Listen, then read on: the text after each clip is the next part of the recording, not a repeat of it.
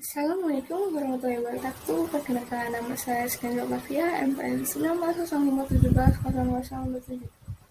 Saya akan membahas tentang sampling audit dalam pengujian substantif. Sampling audit adalah penerapan prosedur audit terhadap unsur suatu saldo akun atau kelompok transaksi yang kurang dari 100% dengan tujuan untuk menilai beberapa karakteristik saldo akun atau kelompok transaksi tersebut. Rencana sampling untuk pengujian substantif dapat dirancang untuk memperoleh bukti bahwa saldo akun mengandung salah saji material atau membuat estimasi independen mengenai jumlah tertentu. Ketidakpastian risiko sampling dan risiko audit. Auditor dibenarkan menerima beberapa ketidakpastian dalam pengujian substantif jika biaya dan waktu yang diperlukan untuk melakukan pengujian data 100% atas item dalam populasi. Dalam pertimbangan yang lebih besar daripada konsekuensi kemungkinan kesalahan pendapat karena menguji sampel data, sampling audit dalam pengujian substantif ditujukan baik untuk risiko sampling dan non-sampling. Risiko sampling yang berkaitan dengan pengujian substantif adalah risiko kesalahan penerimaan dan risiko kesalahan penolakan. Risiko kesalahan penerimaan berkaitan dengan efektivitas audit, dan risiko kesalahan penolakan berkaitan dengan efisiensi audit. Pendekatan sampling statistik ada dua pendekatan, yaitu sampling PPS atau probability proportional to size. Kedua itu sampling variable atau classical variable sampling.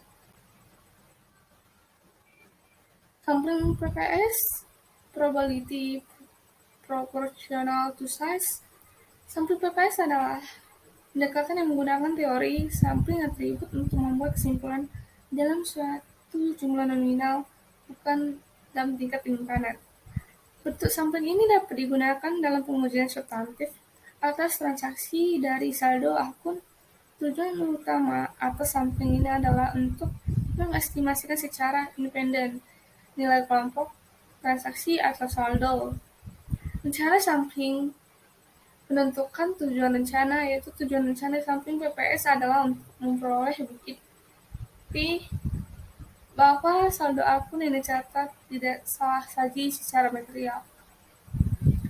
Asersi laporan keuangan tertentunya untuk memengaruhi bukti sampel yang dipakai tergantung pada prosedur audit yang dipakai untuk item sampel tersebut.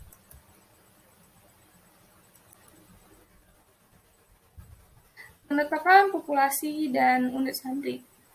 Populasi terdiri dari kelompok transaksi saldo akun yang diuji. Untuk setiap populasi, auditor harus memutuskan apakah seluruh item tersebut akan diikutkan. Sebagai contohnya itu 4 populasi adalah masuk akal apabila populasi tersebut berdasarkan saldo akun dalam buku besar piutang, yaitu seluruh saldo debit, saldo kredit, dan saldo nol. Unit sampling adalah dolar itu sendiri, dan populasi adalah jumlah dolar yang sama dengan jumlah total dolar pada populasi tersebut. Setiap dolar dalam populasi memiliki kesempatan yang sama untuk dipilih sebagai sampel. Melaksanakan rencana sampling. Dalam fase perencanaan, auditor memulai prosedur auditing yang sesuai dengan menentukan nilai audit setiap unit logis yang ada dalam sampel. Ketika terjadinya perbedaan, auditor mencatat nilai buku dan nilai auditnya dalam kertas kerja. Informasi ini kemudian digunakan untuk mengkoreksikan salah saji dalam populasi. Keuntungan dan kerugian sampling PPS. Keuntungannya lebih mudah digunakan karena auditor dapat menghitung ukuran sampel dan mengevaluasi hasil sampel secara langsung atau bentukan tabel. Ukuran sampel tidak didasarkan beberapa ukuran penyimpangan yang diestimasikan pada nilai audit.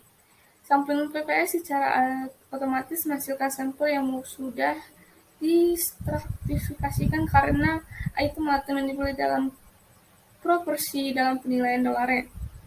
Pemilihan sampel menunjukkan beberapa item secara individual signifikan jika nilai-nilai melebihi bisa batas atas moneter. Kerugiannya adalah sampling PPS mengandung asumsi bahwa nilai audit unit sampling harus tidak kurang dari 0 atau lebih besar dari nilai buku. Ketika kurang saji atau nilai audit kurang dari 0, diantisipasikan pertimbangan perencanaan khusus diperlukan. Jika kekurangan saji yang ditunjukkan pada sampel tersebut, evaluasi atas sampel tersebut memperlihatkan pertimbangan khusus. Jenis-jenis teknik sampling variabel klasik. Itu ada rata-rata per unit atau mean per unit atau MPU. Tujuan suatu rencana sampling MPU biasanya untuk mendapatkan bukti bahwa saldo rekening menurut catatan adalah tidak salah saji secara material. Mengembangkan suatu estimasi independen suatu jumlah apabila tidak tersedianya buku. Menentukan populasi atau unit sampling dalam menetapkan populasi auditor harus mempertimbangkan sifat item-item yang ada dalam populasi dan apakah seluruh item memenuhi ketentuan untuk dipilih dalam sampel tersebut. Namun demikian tidak perlu memverifikasi bahwa nilai buku item individual sama dengan nilai buku tersebut karena total nilai buku secara individual merupakan variabel dalam perhitungan MPU. Unit sampling harus disesuaikan dengan tujuan audit dan prosedur audit yang dilakukan.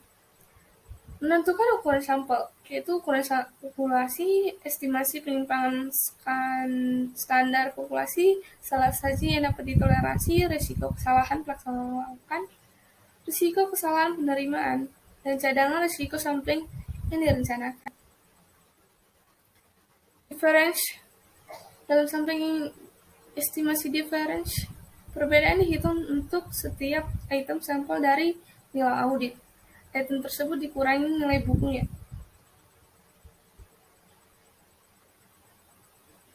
Tiga kondisi berikut dilakukan dalam penggunaan nilai buku setiap item populasi harus diketahui, total nilai populasi harus diketahui sesuai dengan jumlah nilai buku item-item secara individual. Terdapat perbedaan yang besar antara nilai audit dan nilai buku yang diperkirakan. Rasio. Dalam teknik ini pertama auditor menentukan nilai audit untuk setiap item dalam sampel. Berikut ini rasa yang dihitung membagikan jumlah nilai audit dengan jumlah nilai buku untuk item sampel tersebut. Rasio dikatakan dengan total ini nilai buku untuk mendapatkan estimasi populasi total cadangan risiko sampling, kemudian dihitung berdasarkan variabel. Rasio nilai audit dan nilai buku untuk item sampel secara individual. Melaksanakan rencana sampel. Setelah dilakukan audit untuk item sampel ditentukan dalam estimasi rasio penting untuk hitung rasio antara jumlah nilai audit dengan jumlah nilai buku untuk unsur sampel. Hitung rasio antara nilai audit dengan nilai buku setiap unsur. Hitung standar deviasi untuk rasio individual dari unsur sampel. Keuntungan dan kekurangan sampling variabel klasik. Keuntungan sampel itu lebih mudah dan diperluaskan daripada sampel PPS. Saldo 0 dan saldo yang bertanda berbeda tidak perlu pertimbangan perencanaan khusus. Jika ada perbedaan besar antara nilai audit dan nilai buku, bertujuan dapat terpengaruhi hanya dengan ukuran sampel yang lebih kecil dibandingkan sampling PPS. Kerugiannya itu ada lebih rumit dibandingkan PPS. Auditor perlu bertuan program komputer untuk merancang sampel yang efisien dan mengevaluasi hasil sampel. Untuk menentukan ukuran sampel, auditor harus mempunyai estimasi penyimpangan standar karakteristik yang dikehendaki dalam populasi. Sekian dari presentasi saya. Apabila ada salah kata saya mohon maaf. Assalamualaikum warahmatullahi wabarakatuh.